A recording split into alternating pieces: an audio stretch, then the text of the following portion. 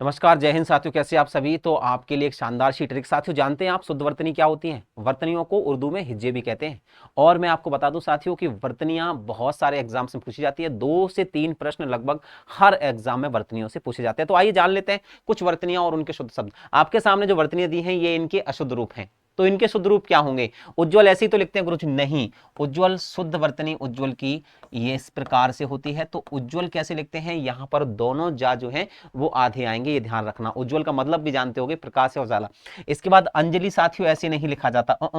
अंजलि की जो शुद्ध वर्तनी है उसमें ला पर छोटी की मात्रा आती है। उच्चारण में तो हमें ऐसा लगता है कि अंजलि में बड़ी की मात्रा आ रही है, लेकिन वास्तविकता में इसका शुद्ध रूप जो है वो अंजलि होता है। ठीक है, अंजलि का मतलब होता है किसी हाथ में जैसे कोई भी चीज हम जब भर लेते हैं तो उसको हम अंजलि कहते हैं। अनुसुईया शब्द भी गलत लिखा हुआ है साथियों। मूलतः शब्द होता है अनुसुईया, लेकिन उच्चारण धीरे धीरे हमारा गलत होता गया और हमने इस शब्द को बना दिया अनसुईया। सती अनसुईया का आश्रम नहीं, अनुसुईया शब्द होता है जिसका मतलब होता है असूया माने पाप, और अन लग गया, इसका मतलब जो पाप रहित है, जो निष्पाप है, जिसके अंदर तनक मात्र भी पाप नहीं है, उसे हम अनसुईया कहते हैं दोस्तों।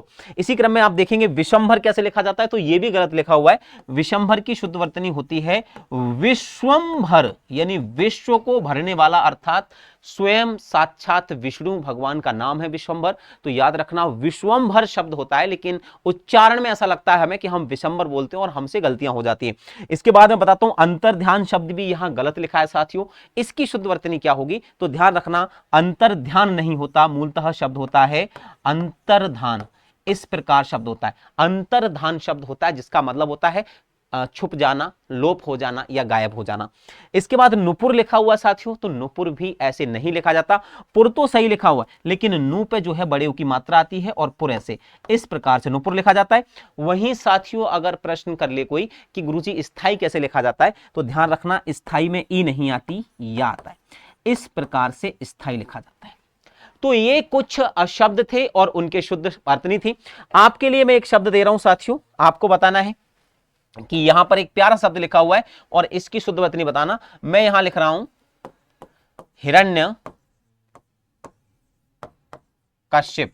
इसकी शुद्ध वर्तनी बताना क्या होती है, और अगर इसको बता पाए तो एक और शब्द यहां लिखता हूं